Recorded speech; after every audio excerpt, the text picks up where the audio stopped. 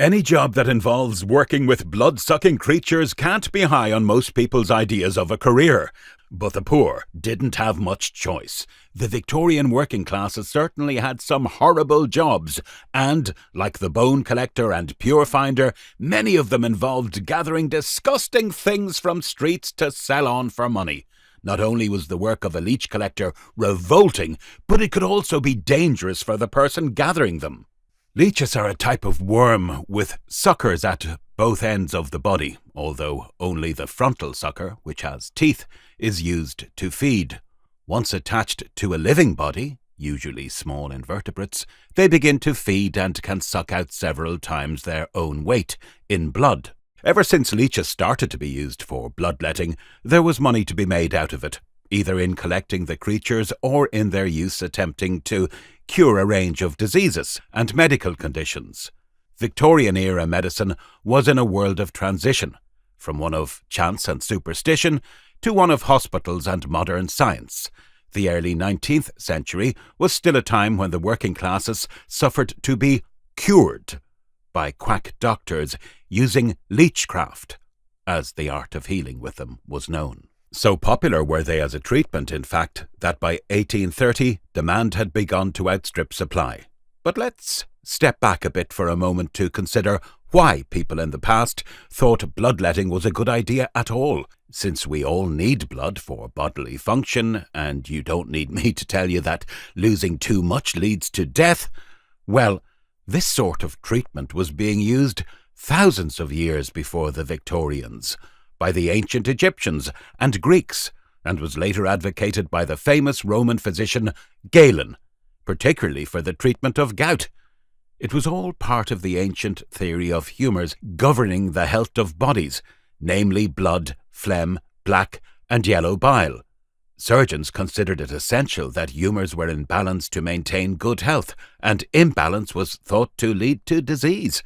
So, if a person had gout, for example, or even just a headache, it naturally followed that a humour was not doing what it should, either because there was too much of it or too little. If you were sick and sought the advice of a physician, you might be lucky enough to come away with being told to eat more or less of something. But unfortunately, you could equally be advised to purge your body, induced through diarrhea, vomiting, or worse still, bloodletting. Before we move on, please consider clicking the subscribe button for more content like this. If you find this video interesting, I would really appreciate it if you could give it a thumbs up and share it widely with friends and family. You can also support the channel and get access to exclusive perks by becoming a channel member. Check out the Join button and description for more. As leeches are creatures found in fresh water, naturally gathering them wasn't as simple as picking up rags and bones from the street. So, how did they go about their work? Firstly, we'll take a look at a couple of stanzas from William Wordsworth's 1802 poem Resolution and Independence, which describes, in part, his memory of meeting an old leech gatherer at work in England's Lake District. He told that to these waters he had come to gather leeches, being old and poor, employment hazardous and wearisome, and he had many hardships to endure. From pond to pond he roamed, from moor to moor, housing, with God's good help, by choice or chance, and in this way he gained an honest maintenance. He, with a smile, did then his words repeat, and said that, gathering leeches, far and wide, he travelled, stirring thus about his feet the waters of the pools where they abide. Once I could meet with them on every side, but they have dwindled long by slow decay. Yet still I persevere, and find them where I may. Collectors, who were often women, had to wade into bogs, marshes or ponds, with skirts raised to encourage leeches to attach themselves to their legs. It was said that a person need only stand a minute in water for several to attach, but there were other methods.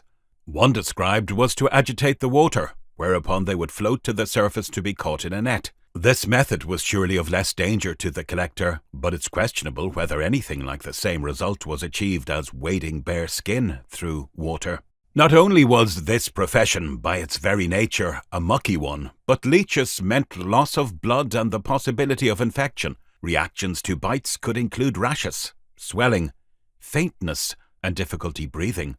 In some cases, bacteria and viruses present in a leech from other blood sources could be transmitted to a person. It seems many caught on to the idea of saving themselves from pain and sickness by using animals, such as horses too old to work, to do this gruesome task for them.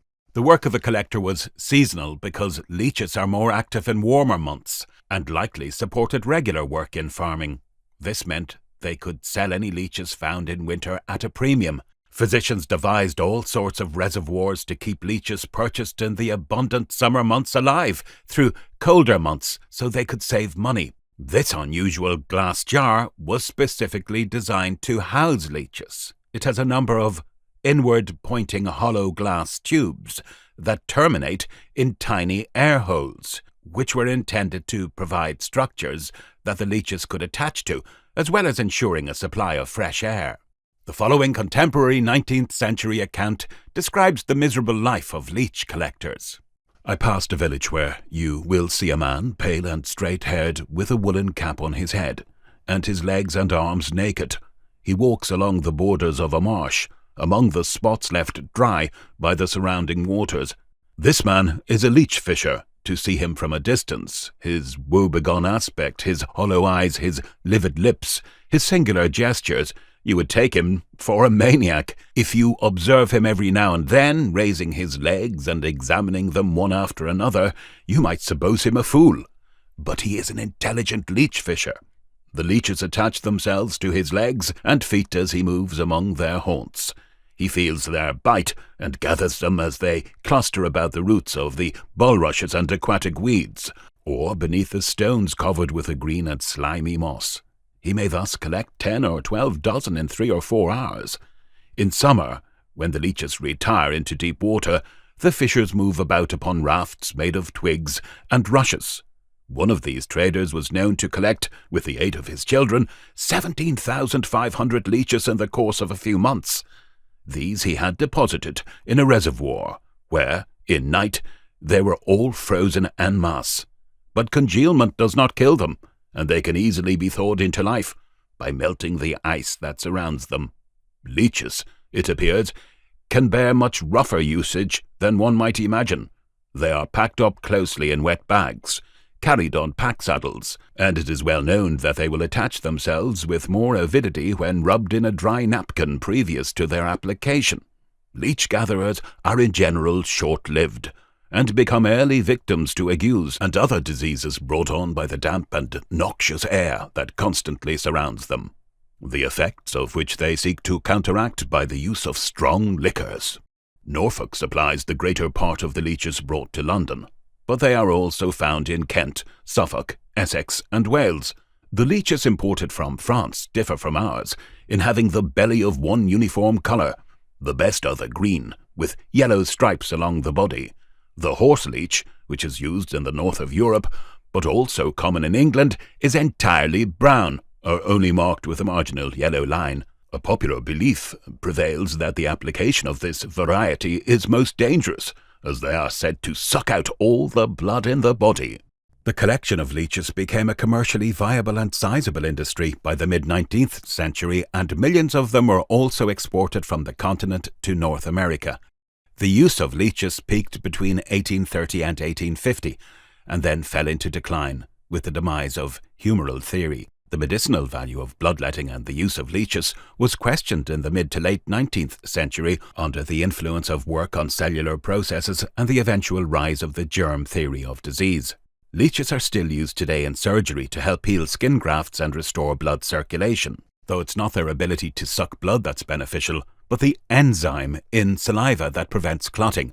Leeches are no longer collected in the wild, but supplied to the medical profession by specialized leech farms, which raise them in sterile conditions. The craze of wading through water to gather blood-sucking creatures is, thankfully, for the collectors who suffered the muck and pain, long gone.